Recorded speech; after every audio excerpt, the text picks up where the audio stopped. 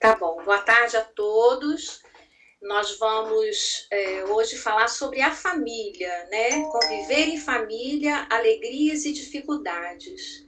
E para iniciar, eu vou ler uma página do livro Pão Nosso, psicografia de Chico Xavier, né? Ditada pelo Emmanuel em Espírito, que chama-se Em Família.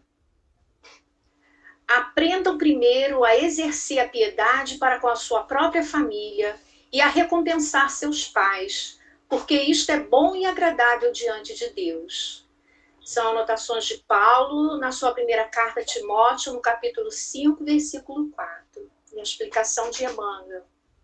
A luta em família é problema fundamental da redenção do homem na Terra. Como seremos benfeitores de 100 ou 1000 pessoas se ainda não aprendemos a servir 5 ou 10 criaturas? Esta indagação. Lógica que se estende a todos os discípulos sinceros do cristianismo. Bom pregador e mau servidor são dois títulos que se não coadunam. O apóstolo aconselha o exercício da piedade no centro das atividades domésticas. Entretanto, não alude à piedade que chora sem coragem ante os enigmas aflitivos, mas aquela que conhece as zonas nevrálgicas da casa e se esforça por eliminá-las, aguardando a decisão divina a seu tempo. Conhecemos numerosos irmãos que se sentem sozinhos espiritualmente, entre os que se lhes agregam ao círculo pessoal, através dos laços consanguíneos, entregando-se por isso ao lamentável desânimo. É imprescindível, contudo, examinar a transitoriedade das ligações corpóreas, ponderando que não existem uniões casuais no lar terreno. Preponderam aí, por enquanto, as provas salvadoras ou regenerativas. Ninguém despreze, portanto, esse campo sagrado de serviço, por mais se sinta acabrunhado da incompreensão. Constituiria falta grave esquecer-lhe as infinitas possibilidades de trabalho iluminativo. É impossível auxiliar o mundo quando ainda não conseguimos ser úteis, nem mesmo a uma casa pequena, aquela em quem a vontade do Pai nos situou a título precário. Antes da grande projeção pessoal na obra coletiva, aprenda o discípulo a cooperar em favor dos familiares no dia de hoje, convicto de que semelhante esforço representa a realização essencial. Essa página é bem interessante porque, às vezes, a gente se pega até, né, querendo fazer coisas que deveríamos fazer dentro do nosso lar, fora dele, né? Nós sempre somos mais tolerantes, mais pacientes nas situações de fora. E dentro do nosso lar, às vezes, nós não conseguimos ainda empregar a paciência, né, o perdão, enfim. Então, Emmanuel vem nos lembrar isso, porque a família é um núcleo tão pequeno, né? Apesar de sabermos que temos junto conosco pessoas que podem, em alguma oportunidade, tornar um pouquinho mais difícil a nossa existência. Mas isso nós temos que lembrar que é um trato, é um combinado. Então, que Jesus nos ilumine, né, nos ajude, nos ampare para que nós possamos servir bem àqueles que foram situados conosco nessa pequena célula da sociedade chamada família. Né? Vamos fazer a nossa prece, então, de abertura. Vamos elevar os nossos pensamentos. Amigo Jesus, nós queremos, Senhor, rogar a Ti, vosso auxílio, vosso amparo de sempre, Senhor. Sabemos que o Senhor está sempre conosco. Para o nosso estudo dessa tarde, noite, pedimos, Senhor, por acréscimo de vossa misericórdia, por todos que estão aqui conosco, né, assistindo, os encarnados e também os desencarnados que com certeza foram trazidos pelos vossos trabalhadores. Agradecemos a coordenação espiritual desse evento, que possa nos amparar também, nos ajudando, que possa fazer com que tudo aconteça contento, é o que te pedimos, tudo em paz, em harmonia, né? E que nós possamos ser inspirados, Senhor, na nossa palavra. Muito temos a lhe agradecer e rogamos vossa permissão, então, para dar início ao nosso pequeno estudo. Obrigada, Jesus, graças a Deus. Pode passar, Lívia, por favor.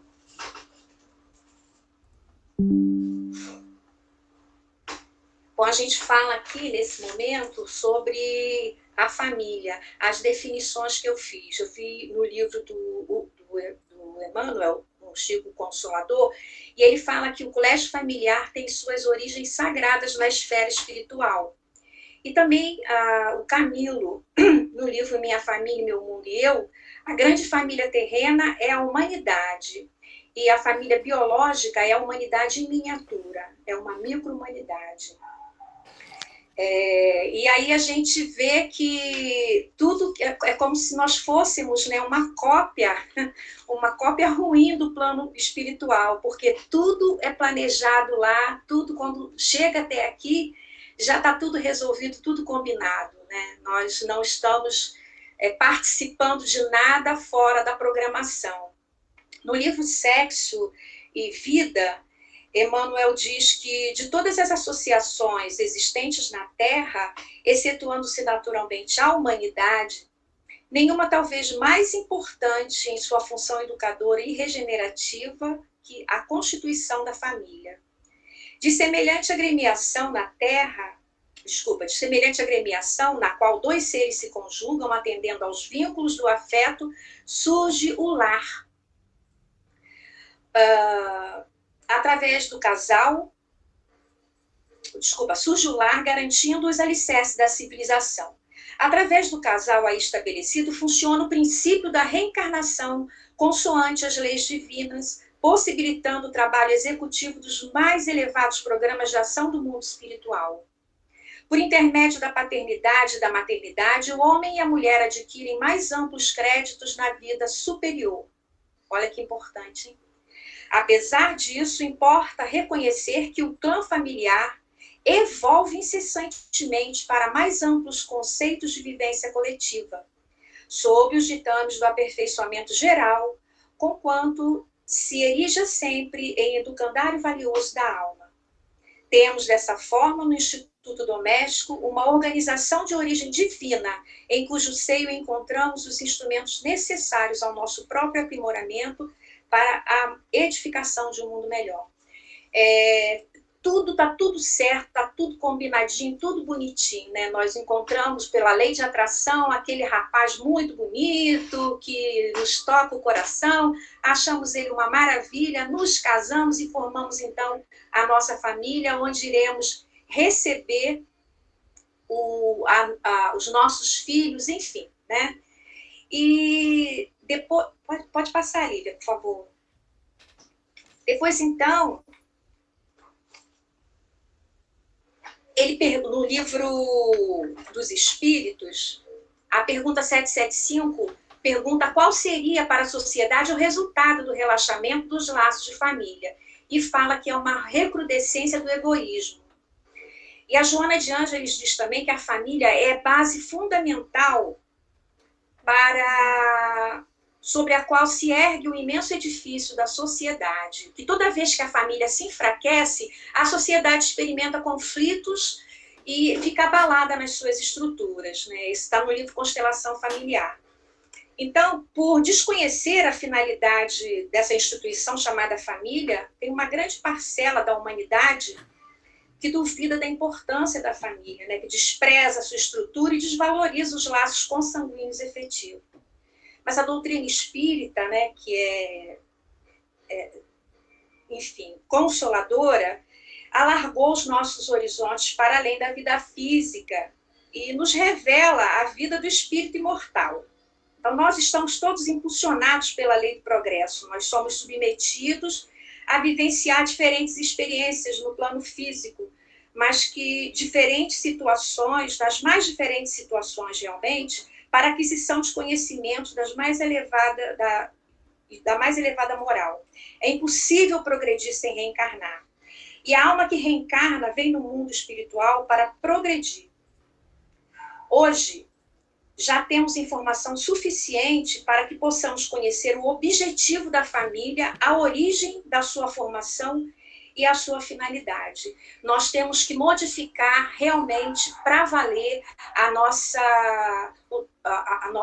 nosso pensamento, a nossa consideração sobre família, que é muito importante. Nós estamos, na verdade, em nos reunindo em família, nós estamos trabalhando para um bem maior, né? Para o nosso bem e para um bem maior.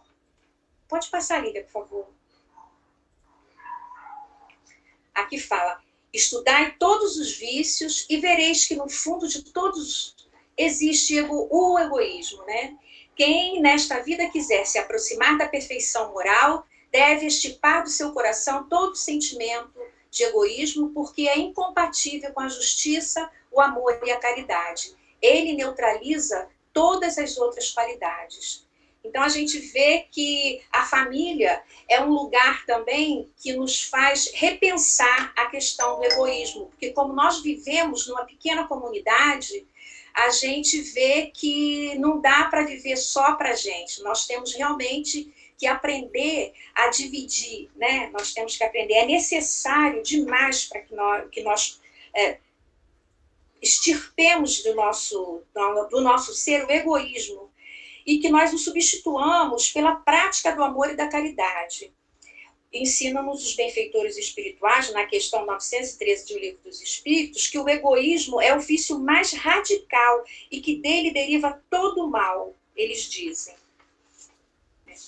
E Deus, o Pai nosso, conhecendo profundamente a fragilidade de nós, seus filhos, e os perigos que o egoísmo oferece para o nosso progresso, ele criou um mecanismo para nos auxiliar a combatê-lo. E qual foi esse mecanismo? A família, onde a proximidade física e os laços de afetividade trabalham na destruição desse vício. Quer dizer, tem esse fator também importantíssimo, além de outros mais. Tem um desdobramento tão grande a vida em família que nós devíamos estudar sempre mais. Esse foi um dos entraves, vou dizer assim, que eu fiquei quando eu comecei a fazer essa montagem desse estudo, porque você quer falar de tudo, porque é muito tem, como eu falei antes, esse grande desdobramento e que é muito importante, todos os detalhes são de suma importância. Então, minha gente, já chegamos, né, no mundo físico e nós devemos a gratidão aos nossos pais. Nosso pai biológico, pela oportunidade do regresso, como nos ensina o Evangelho segundo o Espiritismo. Pode passar, Lília? Obrigada. Que fala que os laços de sangue não estabelecem necessariamente os laços entre os espíritos. O corpo procede do corpo, mas o espírito não procede do espírito, porque o espírito já existia antes da formação do corpo. O pai não gera o espírito do filho, fornece-lhe apenas o envoltório corporal, mas deve ajudar seu desenvolvimento intelectual e moral para fazê-lo progredir. Os espíritos que se encarnam numa mesma família, sobretudo entre parentes próximos, são os mais frequentemente espíritos simpáticos, unidos por relacionamentos anteriores, que se traduzem por sua afeição durante a vida terrena. Mas pode ainda acontecer que esses espíritos sejam completamente estranhos uns para os outros, separados por antipatias igualmente anteriores, que se traduzem também por seu antagonismo na Terra, a fim de lhe servir de prova. Então, conclui desculpa, pode passar, Lívia, por favor. Conclui, vou até ler esse também, esse é o 7, né? Conclui os verdadeiros laços de família, na verdade, não são, pois, os da consanguinidade, mas os da simpatia e da comunhão de pensamentos que unem os espíritos antes, durante e após a sua encarnação. Né? Emmanuel fala também no livro Sexo e Vida, que é o seguinte: arraigadas nas vidas passadas de todos aqueles que a compõem, a família terrestre é formada, assim, de agentes diversos, porquanto nela se encontram comumente afetos e desafetos, amigos e inimigos, para os ajustes indispensáveis ante as leis do destino. Né? Então, a gente vê que as famílias espirituais e as famílias corporais, como o Evangelho fala, né, esses dois tipos de família, na verdade, pode passar, Lívia, por favor, mais um pouquinho? Que a obrigação de vivermos com os laços consanguíneos faz com que acabemos desenvolvendo os vínculos de afetividade entre espíritos afins ou devedores que se reencontram para um dia possamos formar a família universal que Jesus mencionou. Um só rebanho, um só pastor. Então, nós devemos seguir, na verdade, essa recomendação de Jesus, né, que dentro dessa possibilidade, dessa oportunidade de conseguirmos conviver com pessoas que foram nossos desafetos ou que são ainda dentro da nossa família, que nós investamos muito nesse amor que nós precisamos dar a eles e que nós possamos transformar essas pessoas em nossos amigos, que nós possamos nos reconciliar com essas pessoas ainda nessa encarnação, enquanto nós estamos ali junto delas, né? E esse trabalho é um trabalho que nós precisamos fazer desde que recebemos como parente, né, vamos chamar assim, a sogra, o sogro, o filho, o marido, enfim, que nós possamos, todas essas pessoas que fazem parte do nosso núcleo familiar, que nós possamos aproveitar a oportunidade para fazermos essa reconciliação tão importante para nós, né? Pode passar, Lívia, por favor? Vamos falar dos filhos agora, né? Então, a Joana diz que não existe acaso na criação.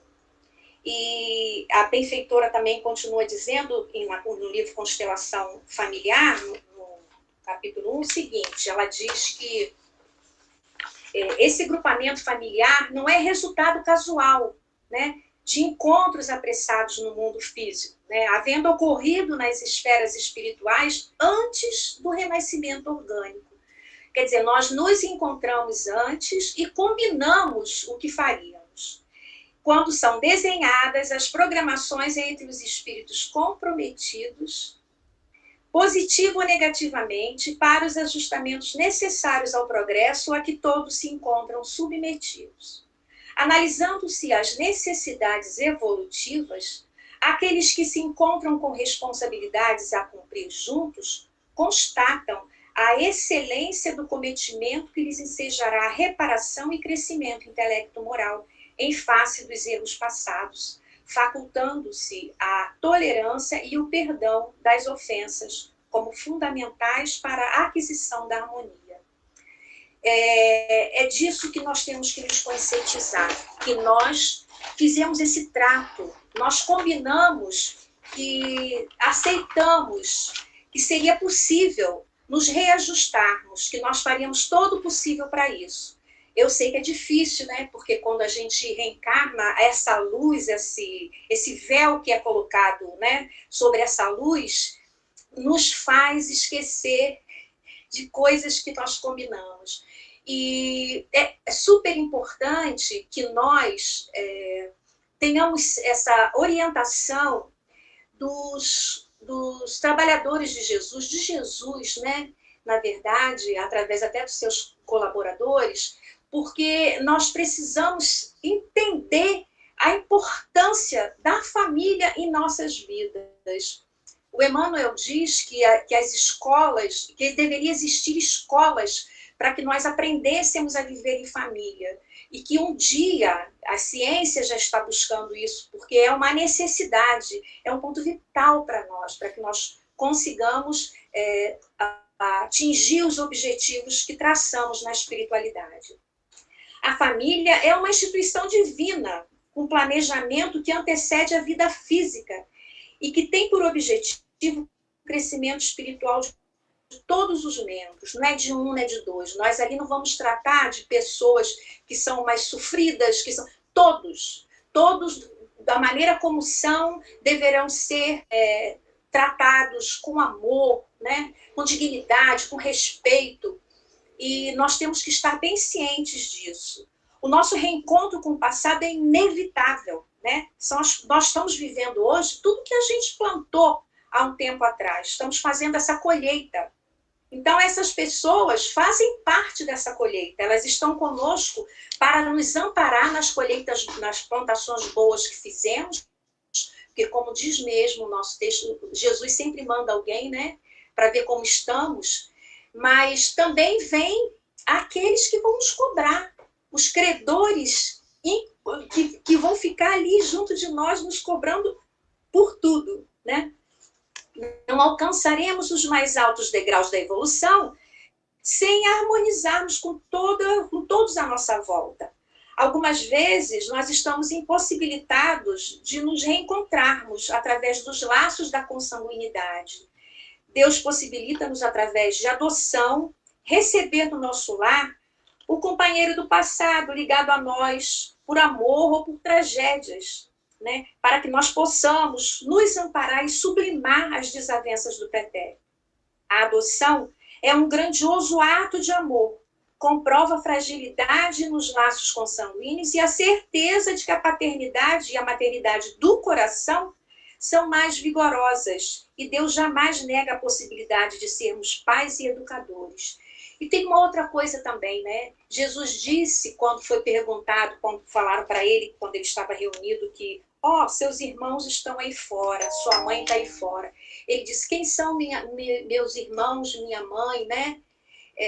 Porque nós também encontramos pelas nossas vidas irmãos que não fazem parte da nossa família consanguínea, né? Quantas vezes nós encontramos pessoas que são mães para nós, muitas das vezes mais mães do que nossas mães, né? E filhos também, não saídos de nós, como fala aqui, que vêm através de adoções, que são filhos do coração e que estarão conosco sempre, nos amparando, nos ajudando. E a gente vê muito isso, situações em que os filhos biológicos não dão tanta atenção aos pais quanto os filhos adotivos, que estão ali sempre, são agradecidos e pelo amor que receberam, se sentem na necessidade de também dar amor. Não é na obrigação, é na necessidade, porque o amor com amor se paga, não se fala isso, né? E não é uma questão de pagar, né?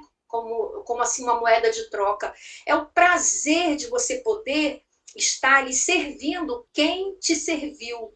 Quantas pessoas são filhos de suas avós, são filhos dos seus tios, né? São filhos das tias, né? E nós vemos as famílias, quantas famílias não são constituídas dessa forma, né? Então, que nós nos lembremos disso também, que nós estamos treinando para essa fraternidade universal, né? Para esse reconhecimento de que todos nós somos irmãos. Então, não importa o lado formal da família, qual a estrutura que ela apresenta nesse momento. O que realmente importa é aproveitar a oportunidade do aprendizado que Deus nos oferta através dessa convivência, que poderá ser o caminho, o carinho, as alegrias com os nossos afetos, ou as conquistas futuras com os desafetos do momento, né? Vamos tornar esses desafetos, nossos amigos. Os afetos de hoje serão nossos amores de amanhã.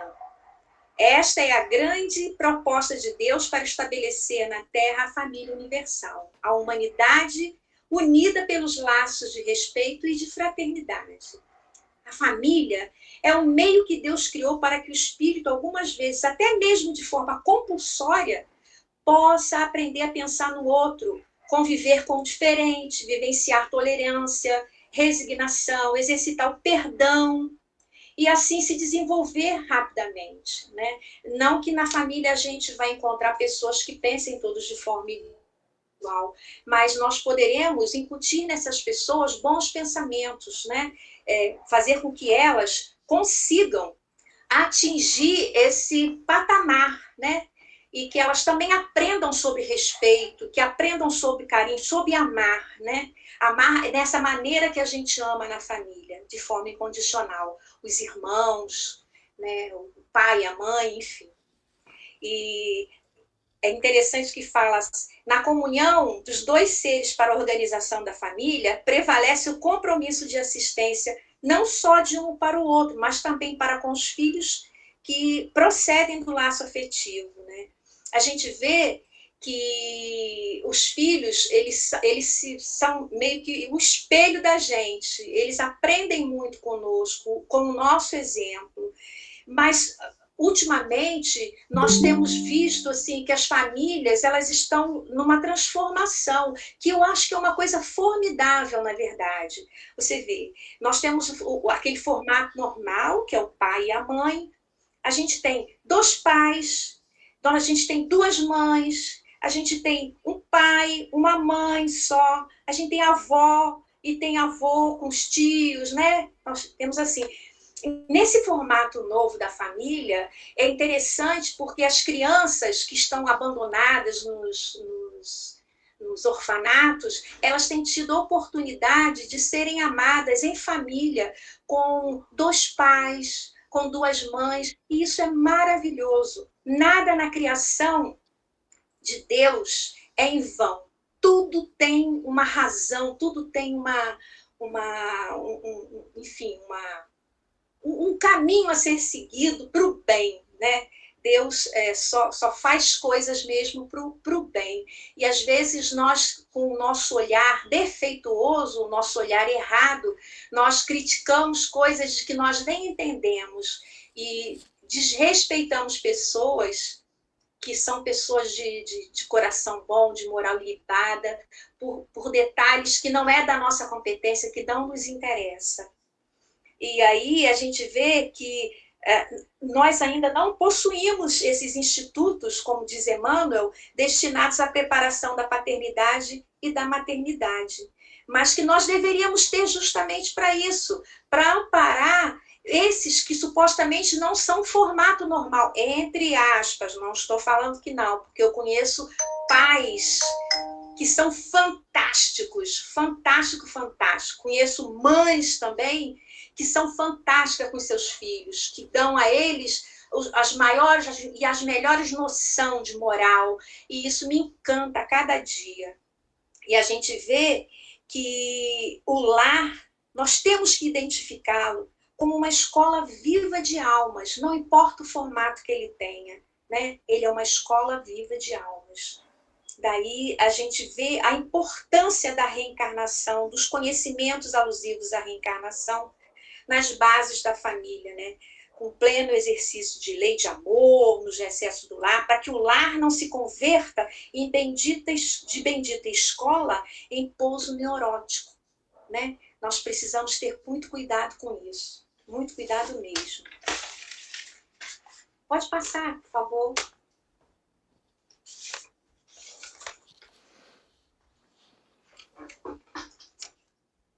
Então, fala aqui que frequentemente o espírito renasce no mesmo meio em que já viveu, estabelecendo de novo relações com as mesmas pessoas a fim de reparar o mal que lhes haja feito.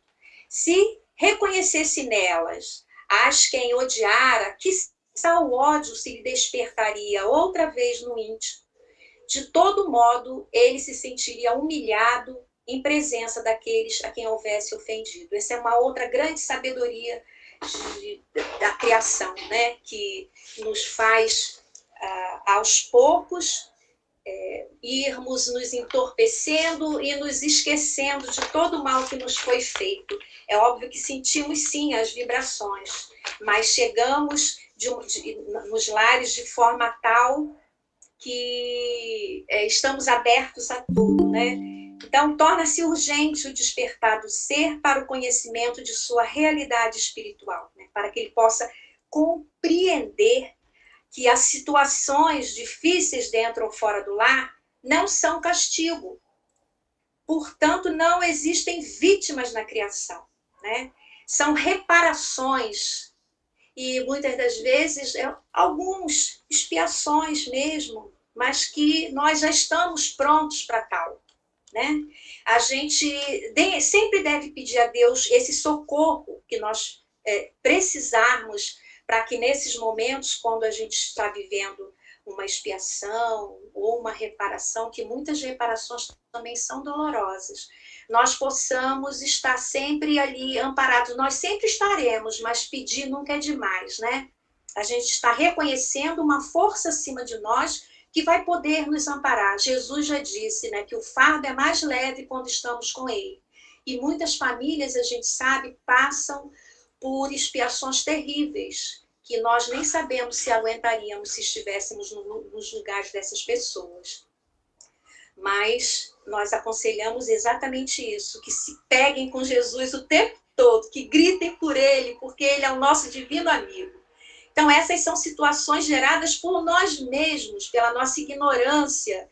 Somos espíritos imortais em trabalho de aprendizado e de evolução. E existe sempre uma finalidade útil para todos os desafios que vivenciamos.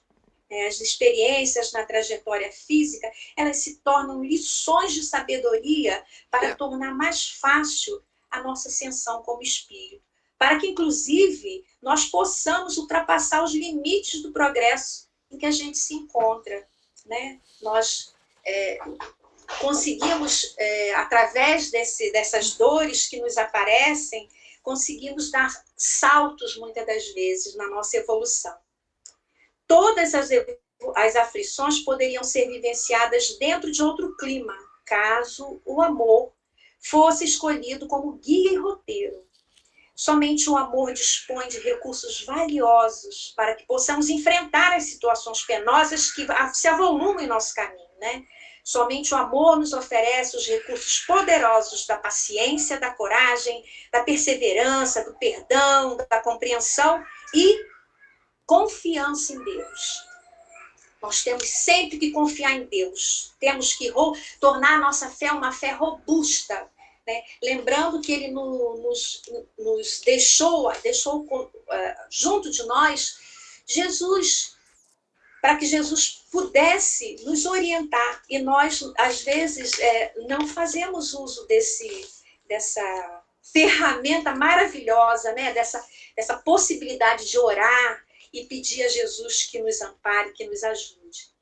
É assim que, nesse convívio familiar, vamos sendo obrigados a nos preocuparmos com os nossos próximos, mais próximos.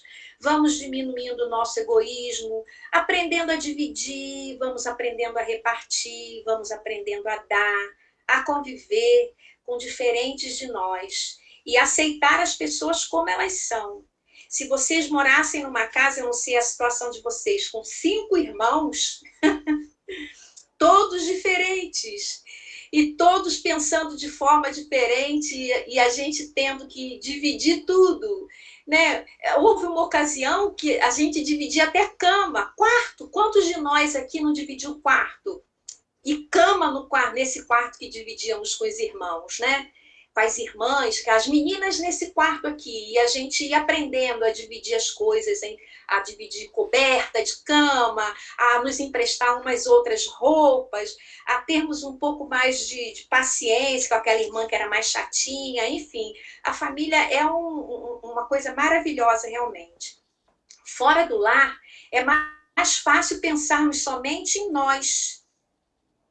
Usamos máscaras que nos favorecem nossos relacionamentos com outras pessoas, para que possamos ser aceitos. Na nossa casa, não. Na nossa casa, a gente é quem a gente é. Eu falo sempre isso, porque você tem uma vozinha, essa minha vozinha é minha vozinha. Pergunta para quem vive comigo como é que eu sou, né? Porque quem sabe de nós é quem convive conosco. E os nossos familiares nos conhecem muito bem mesmo. Mas é na intimidade da família que nós demonstramos nossos valores morais e quem realmente somos. Uma vez eu fiz uma viagem, e nessa viagem eu encontrei uma moça que ela usava a burca. E eu tive a oportunidade de conversar com ela um pouquinho. Olha que coisa interessante. Eu perguntei a ela se aquilo não incomodava ela, aquela maneira dela. É uma coisa cultural no país dela. E ela disse que que ela não se incomodava, porque ela ficava bonita em casa para o esposo dela. Que toda a atenção, ela usava não sei o quê, não sei o que. Então, eles se enfeitam, elas se enfeitam em casa, para os maridos em casa. Eu não estou dizendo que isso é certo, não. Eu estou falando o seguinte, que eu achei interessante, porque isso é uma coisa que a gente nem se preocupa. Se bobear, a gente dorme até com uma camisola com cara de deputado federal na frente com o marido da gente. E elas têm essa preocupação de em casa ter tudo ajeitadinho, tudo bonitinho, de tratar bem os filhos. Não estou dizendo que não hajam conflitos. Eu não disse isso. Mas é interessante isso, né? Você privilegiar seu lar para essa situação, e na rua você cuida bem do filho, ama o filho, supostamente, foi o que ela me falou. Dentro de casa é tudo lindo e maravilhoso. A gente não sabe, porque eu não convivo com ela. Mas eu achei interessante isso. E nós deveríamos fazer dessa forma. Deveríamos trocar delicadezas, né? Deveríamos falar de forma mais delicada com o outro, deveríamos nos calar quando estivéssemos vendo que aquela pessoa não está em condições. Às vezes cria-se um problema qualquer e aquela pessoa não está naquele momento em condições de conversar. Se nós nos calássemos, tivéssemos essa sensatez de não falar naquele momento nada, nós poderíamos evitar conflitos grandes, né? Esses dias alguém também me perguntou se essa pessoa não falava com a irmã, com o irmão, acho que era com o irmão, durante muito tempo, se ela podia ter essa experiência nova e tentar numa nova encarnação. Para quê, gente? Eu perguntei, seu irmão está morto? Ele já partiu? Ela falou, não, eu não falo mais com ele. Alguém tem que dar um primeiro passo, vamos aproveitar essa oportunidade. Vai lá, manda um torpedo para ele, fala uma coisinha para ele. Oi, tudo bem? Vamos ver, né? Jesus não recomenda que a gente faça as pazes com os nossos desafetos enquanto nós estivermos no caminho com ele? Isso é para a família. Isso é principalmente para a família. Os outros falam, se você não tem vergonha, não tenho mesmo, não. É meu irmão, eu gosto dele, eu quero falar com ele. O que ele me fez foi problema dele. Eu já passei, já engoli, já não estou mais pensando nisso. Alguém tem que ceder, né? Então vamos pensar assim, não vamos querer ter razão, vamos querer ser felizes, que é o que importa mais. Vamos querer caminhar, ir à frente, ir para frente. O lar é a escola que Deus criou para que pudéssemos aprender a convivência fraterna, a amar de diferentes formas, amar como pais, amar como filhos, como enteados, irmãos, primos, avós, tios, sogro, sogra, genro, nora, madrasta, eu esqueci do cunhado, né? Cunhado também, e todos aqueles que a vida traz para perto de nós. Se a família fracassar nessa tarefa de reeducar o espírito que chega, a sociedade sofrerá as consequências trágicas desse fracasso na sua estrutura e vai mergulhar no caos. Pode passar para mim, por favor?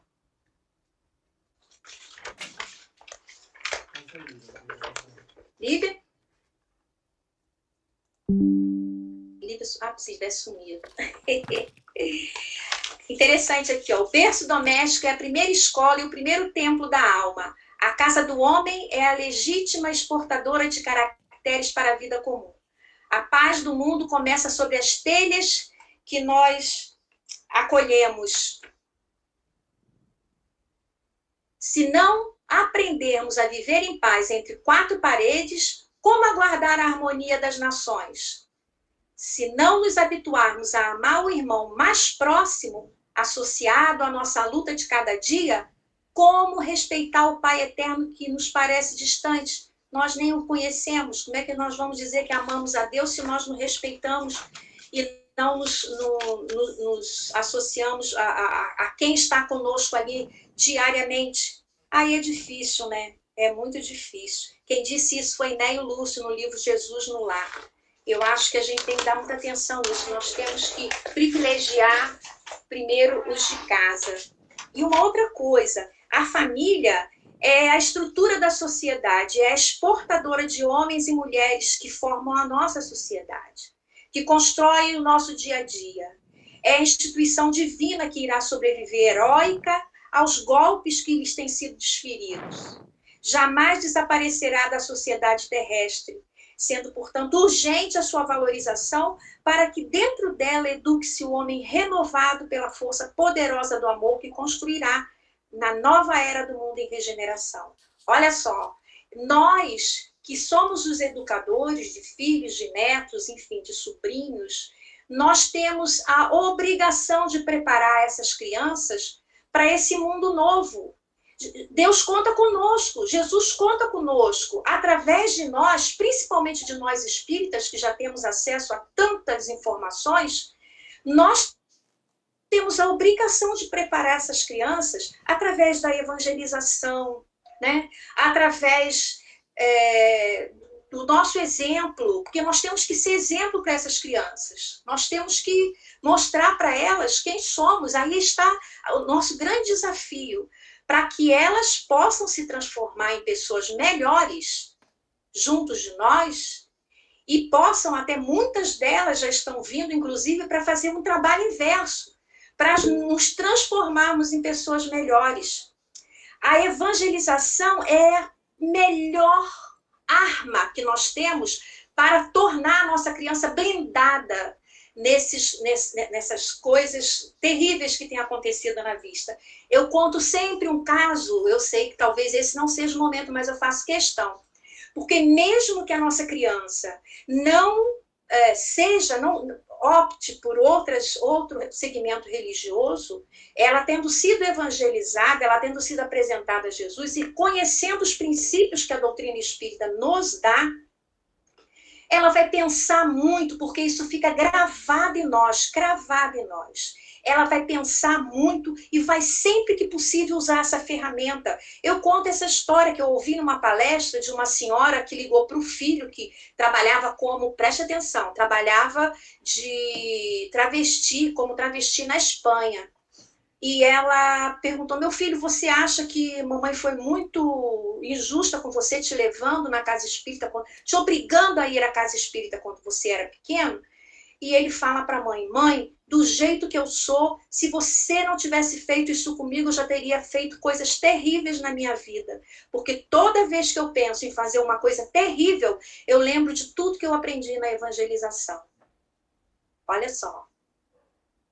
Isso talvez fique gravado no coração de nossas crianças. Essa é a importância de que nós levemos as nossas crianças e os nossos jovens, se possível, à evangelização, para que eles se fortaleçam para irem para essa luta da vida, né? Porque a vida é uma luta. Viver é para poucos, é difícil. Diante dos desafios que vivenciamos no nosso convívio familiar, é imprescindível a gente buscar o apoio na verdade, no amparo do Evangelho de Jesus. Nós precisamos tornar os nossos fardos mais leves. Precisamos disso para que nós possamos perseverar e vencer os compromissos luminosos que elaboramos no mundo espiritual. Muitas vezes, visando novos aprendizados em relação à construção da família universal, nós solicitamos à providência divina a oportunidade de vivenciarmos a ausência de uma família física, para que nós possamos adquirir o exercício da solidariedade e da amizade, os laços de afinidade que nos confortarão o coração, avançando assim para a elevada expressão de caridade, conforme Jesus pregou e viveu os momentos antes de seu desencarne. Algumas pessoas realmente entregam sua vida para ser a família de outros, né? Nós conhecemos vários casos, vocês também devem conhecer, Jardim das Oliveiras, Fraternidade Sem Fronteiras, que tem um rapaz, que eu esqueci o nome dele agora, que ele cuida das crianças na África, por isso é uma fraternidade sem fronteira. Pessoas que não têm água para beber, né? Que não têm nada. E essas pessoas, entre aspas, renunciam à sua vida para cuidar de outras vidas, a fazer de outras pessoas a sua família. O importante é lembrar que não importa qual seja a nossa atual estrutura familiar, A solução é sempre e será, sempre, amar dentro do nosso lar. Para sustentarmos esses compromissos divinos, é urgente levarmos Jesus para dentro dos nossos lares, pois somente o amor e as suas infinitas expressões ensinadas por ele e vividas por ele é capaz de nos auxiliar nessa missão sagrada. Nós precisamos fazer isso. Nós devemos lembrar, vou falar um pouquinho sobre as crianças e o adolescente rapidamente, não vou me demorar mais, viu, Rita?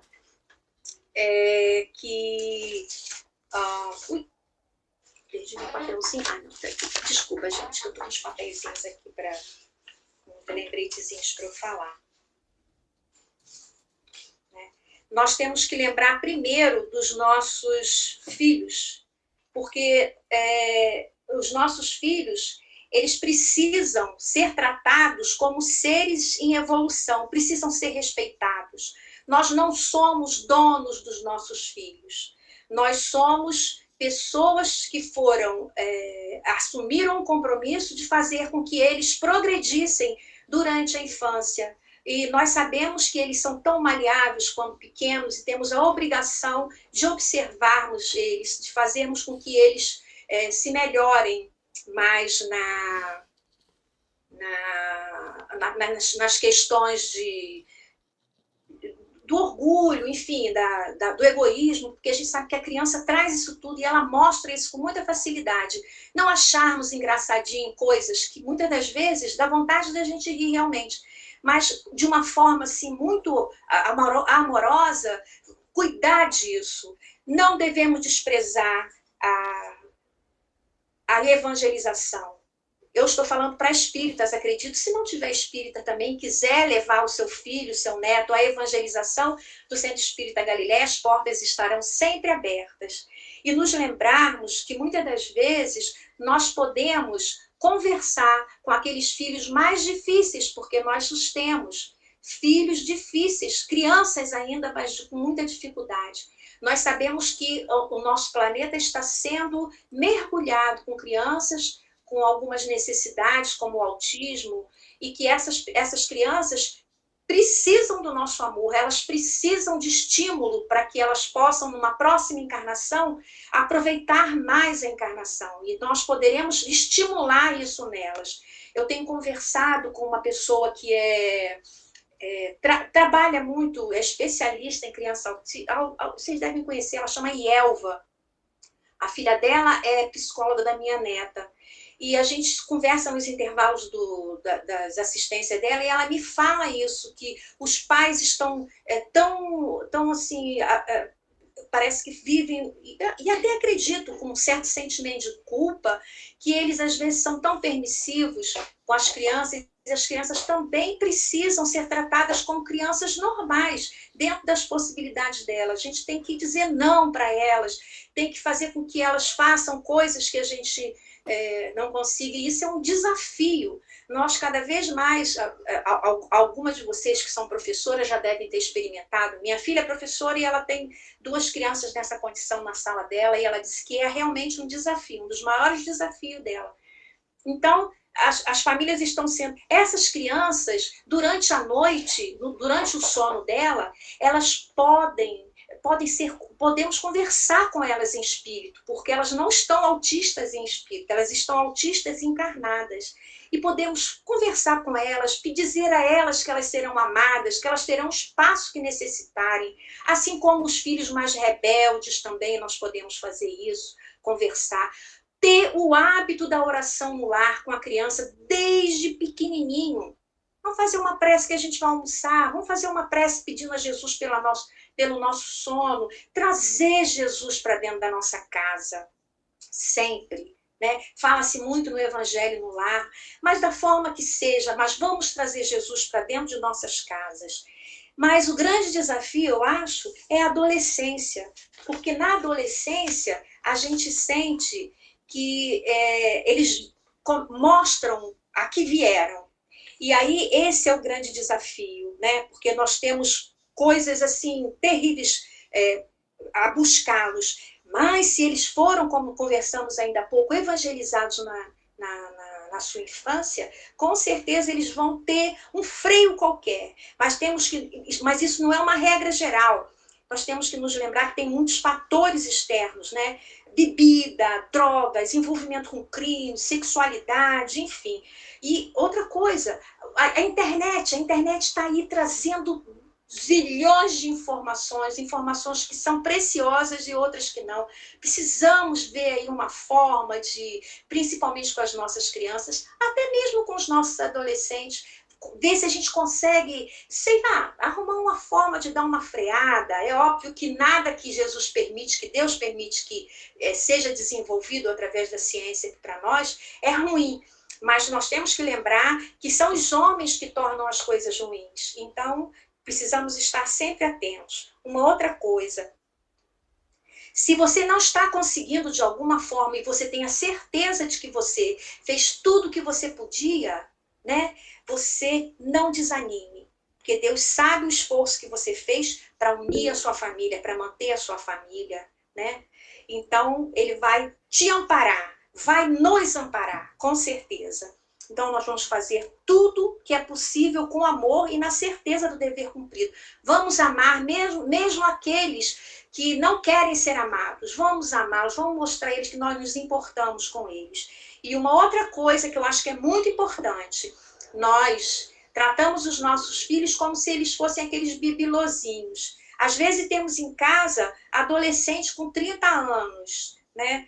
Eu sugiro o seguinte: quando seu filho fizer a maioridade, fale com todas as letras para ele que você está devolvendo a ele ao pai dele, que é Deus.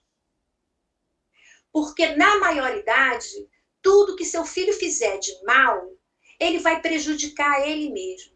Você vai chorar lágrimas de sangue ao lado dele, porque ele é seu filho, você o ama muito. Mas ele tem por obrigação de aprender a ser responsável, a ter responsabilidade com a vida dele. Porque nós não vamos estar junto dos nossos filhos durante muito tempo.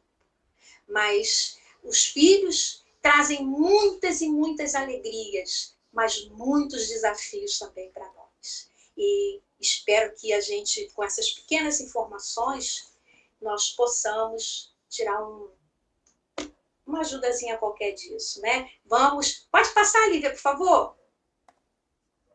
Só um minuto. Lívia? Vamos fazer isso, ó, nós vamos apertar os laços da família. Não vamos deixar que eles se enfraqueçam, tá bom? Eu vi, isso veio na minha cabeça. Eu falei isso, nosso tema nem é esse, mas isso veio na minha cabeça.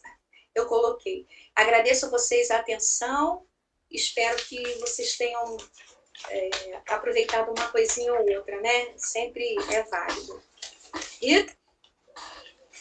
Então, Fátima, agora nós abrimos para comentários. Se alguém quiser fazer alguma pergunta sobre o tema, a palavra está franqueada. Ok. Boa noite. Boa noite. Sou eu, o Anderson Henrique. Vou ser breve, né, Lívia, e a todos aí. Eu estava me atendo e fiz umas anotações aqui sobre a questão do berço doméstico, sobre o nosso lar, dessa estrutura familiar, independente da sua composição em termos de gêneros dos seus membros. Como educador, né, e esse ano eu completo 30 anos como no magistério, eu percebo muito, né, não só a questão presencial, mas que a gente já adentra nessa seara da família universal, já meio que obrigatoriamente, porque quando há família. Eu tenho 3 alunas que completaram 18 anos e tiveram que ir embora do abrigo porque não foram adotadas. E por um acaso, e o acaso não existe, fizemos um trabalho que falava sobre a família e elas não tinham conteúdo para escrever, foram o que elas me disseram. E ficou um clima. Aí a gente teve que adentrar na questão da família universal, né? Destes que, da família vizinho, eu até anotei algo que parece complicado e não é. O próximo mais próximo, próximo, o próximo mais próximo, distante, e o distante que, às vezes, é o nosso verdadeiro próximo. Então, é justamente isso, né? Eu sei que a live se ateve à questão presencial também, mas para a gente também pedir por isso, né? Por essa união um pouco mais ampla e esse olhar, como você agora findou a sua dissertação aí, né, em relação ao que está acontecendo com os jovens, os adolescentes, que passa muito pela nossa seara de educadores, né, que é essa família um pouco mais extensiva, porque muitas das vezes, no meu caso, não tenho filhos, não tenho sobrinhos, não tenho afilhados, então eu acabo educando, tentando passar essa moral aos alunos, a um vizinho, a um amigo, né? Então, acho que é bem amplo também, né? Só isso, desculpe ter me estendido. Não, foi muito pertinente seu comentário. É aquilo que a gente falou mesmo. Porque às vezes a gente encontra família, mães, pais, ninguém está sozinho. Deus sempre manda alguém para ver como nós estamos. Como mandou você para essas meninas, para lembrar elas que existe uma família maior que a família universal. Nós encontramos esses tios, pais e mães exatamente nessas pessoas, assim como você, que se dispõe a lembrar as pessoas disso. Foi muito pertinente. Mas a Constituição, ela já abriu essa definição de família, porque hoje em dia é um conjunto de pessoas que se ligam por vínculos consanguíneos ou pela afetividade. Então, ela já quebrou isso, dessa família nuclear. Tanto que quando você vai estudar sobre a família, não é mais essa família nuclear, eles vão fazendo, chamam de família mosaico, né? É a família só formada pelo pai, é a família só formada pela mãe, é o que é criado pelos netos, ou pelos avós. É um conjunto de pessoas. Por exemplo, essas meninas não tiveram essa família nuclear, mas elas estiveram num ambiente familiar. Mesmo que, provavelmente, elas não só consideram família formada por laço sanguíneo, mas, como diz a Constituição, é conjunto de pessoas que se ligam. Então, ampliou muito essa. Eu sou de uma geração que a gente aprendia que a família era o quê?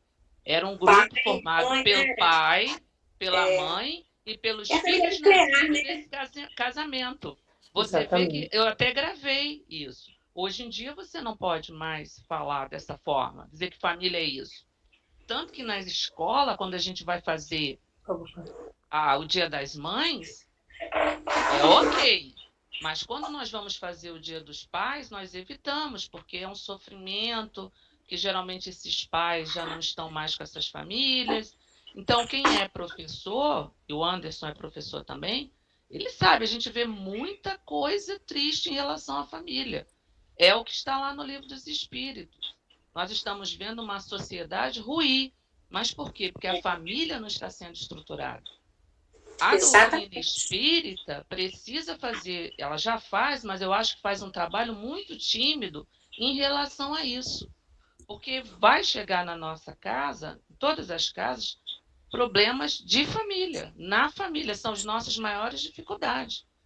E trabalhar, por exemplo, o Centro Espírita, que tem um trabalho social de cesta básica, que recebe as famílias, trabalhar isso, essa noção de família com essas pessoas. Porque nós não estamos vendo, gente. O que eu vejo são crianças em tenra idade que eu praticamente tenho que adotar por um ano. Dar carinho, ver as condições, chamar os pais. O que não me caberia. Não me caberia, porque está caindo no colo das escolas, e quem é professor aqui no grupo vai saber. Nós estamos assumindo uma função que não deveria ser nossa, que deveria ser da família. Mas como a família, exatamente, como a família está em péssimas condições, não vamos mentir, a maioria das famílias está em péssimas condições. E a internet, as mídias sociais, ao invés de juntar, separou. Estão desagregando, é verdade. Desagregando. Separando cada vez mais. Então, a preocupação em relação à família deveria ser muito grande. Por todo o movimento que há de desestruturação da família. Não é? Então, a gente precisa pensar muito. É um tema delicado, mas nós precisamos pensar isso, principalmente nós que somos espíritas. Como Fátima falou, a evangelização das crianças é importantíssima. Olha só, gente, só para suavizar um pouquinho, tem uma informação muito importante para quem é sogra e para quem tem sogra. Mesmo que as pessoas se separem, a sogra nunca deixará de ser parente nosso pelo Código Civil. Não sei se isso é uma coisa boa ou ruim, né, gente? É uma coisa boa. Quem cuidou da sogra sabe. E é verdade mesmo. É por É. afinidade parental. Aí o Código Civil tornou a sogra e o sogro parentes, em definitivo. Isso é muito importante, né? Porque os idosos não ficariam, no caso, né, desatendidos no caso de não ter Perfeito. mais ninguém. Eu acho isso fantástico. Fantástico, fantástico. É trabalhoso, mas é fantástico, porque eu espero também ter alguém que cuide de mim na minha vida. Sempre, a gente tem que se colocar no lugar do outro, né? Ô, Rita, deixa eu falar uma coisa aqui rapidinho. O tema é muito mais abrangente, mas a gente ficaria aqui 200 horas. Eu fiquei muito perdida porque eu comecei a ver que tinha muito mais coisas que poderia falar. Fala de divórcio, de mulheres que são abandonadas pelos seus maridos, e em função disso, até por essa mudança da família, né? E, enfim. Mas, e como falaram aí também, eu acho que até essa questão do casamento dos iguais, né, do mesmo gênero, ela serviu até para isso também, para socorrer essas crianças que estão sendo desprezadas. Crianças doentes, que as moças e os rapazes que estão se casando, eles estão querendo filho, não quer saber de que forma seja. Se eles falam, se a gente tivesse um filho nosso, biológico, e se ele nascesse doente, a gente ia jogar ele fora? Então, para eles, isso não é importante. Tudo é a bondade divina, não é? Tudo é a bondade divina. E a gente vê que como esse tema precisa ser discutido, precisa ser falado muito. Ah, e uma outra coisa que eu deixei de falar é que eu sempre recomendo, quando eu encontro com mães que têm filhos autistas, que os levem à casa espírita para falar, não precisa ficar lá não, vai umas 4 vezes para tomar um passe, porque isso ajuda pra caramba, né? Já dizia nosso querido irmão Divaldo Franco. Não, Fátima, mas você precisou fazer um recorte. O recorte foi muito bem feito. O tema que foi dado a você, você desenvolveu. A gente só está com. Esse momento é o momento dos comentários. Tá. Tá aberto, Mais gente. alguém? Alguém quer falar mais alguma Mais coisa? alguém? Eu lembrei. Boa noite, gente. Boa noite, Ana. Eu lembrei de Joana de Cusa, né, que foi a Jesus dizer que ia largar o marido. Aí ele chamou ela, né, a atenção em parte, né, mas falou que o lugar que ela deveria trabalhar era ao lado do filho do marido. Acho que quando Fátima começou a falar, eu me lembrei muito dessa história, porque muitas vezes a gente, no desespero, a gente quer chutar o balde, né? Aí eu vou seguir a Jesus, mas vai seguir a Jesus e não vai fazer de tudo, né? Claro, em questão não violência, se não estiver sofrendo violência, nem nada, né? Não pode meter estourada, né, Ana? Fora isso. Lembrando que Jesus recomendou a Joana a trabalhar dentro do lar dela. Lembrei muito desse fato, muito carinhoso. E o olhar de Jesus foi aquele olhar, né, mais amplo. Posso falar um pouquinho? Claro. É rapidinho, porque por causa do tempo, né?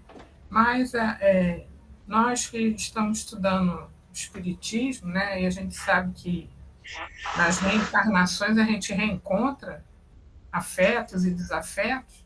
Às vezes os nossos afetos das famílias passadas vêm em forma de amigo, de vizinho, de professor, né? De colega de trabalho.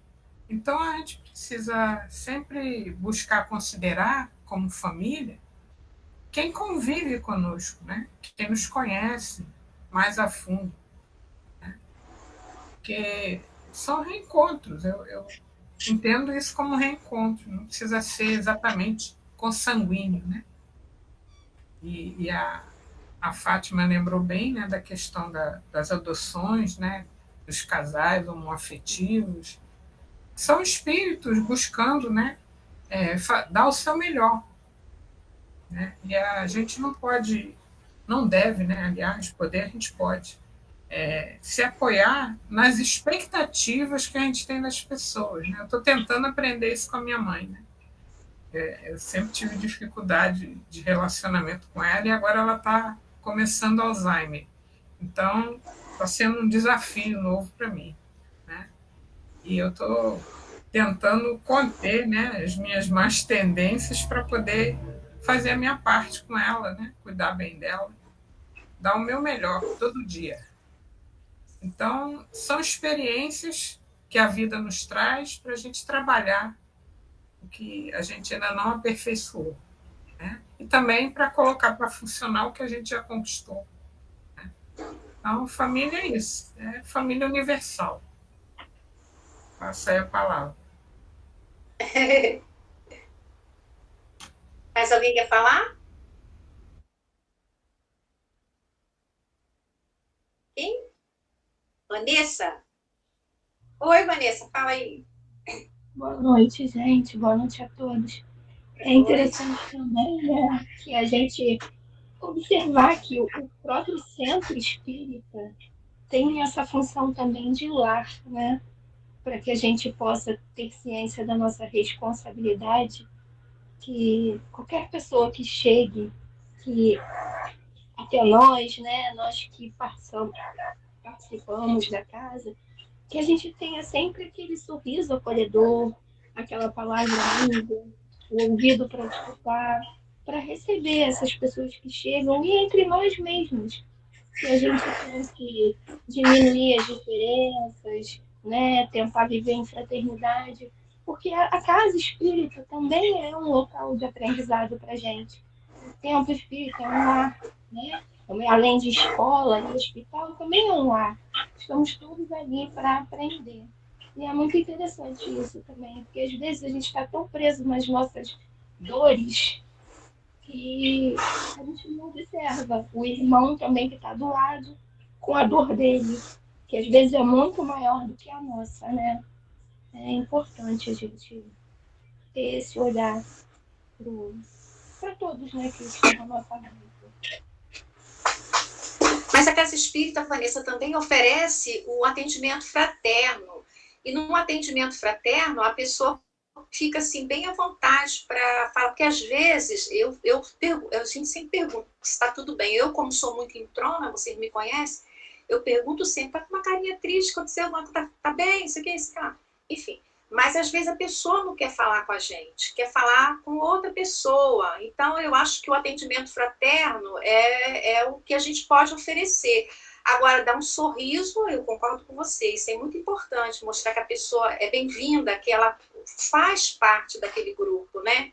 Mesmo que seja a primeira vez que ela esteja indo à casa, né? Você é muito bem-vinda, você faz parte desse grupo. É legal. Legal, sim. Mais alguém? Quer falar, Ana? Tua mãozinha tá em pé aí. Não, já falei. Então, tá. Então, alguém mais? Então, vamos fazer a nossa prece, vamos agradecer a Jesus, né? Podemos? Rita? Vamos sim, vamos fazer a nossa... Já que ninguém mais quer falar, ninguém tem problema em família, graças a Deus, tudo bem. Com a graça de Deus. Pensei que fosse bombar as perguntas, mas graças a Deus está todo mundo no paraíso. Oi, tem alguém que levantou a mão aí.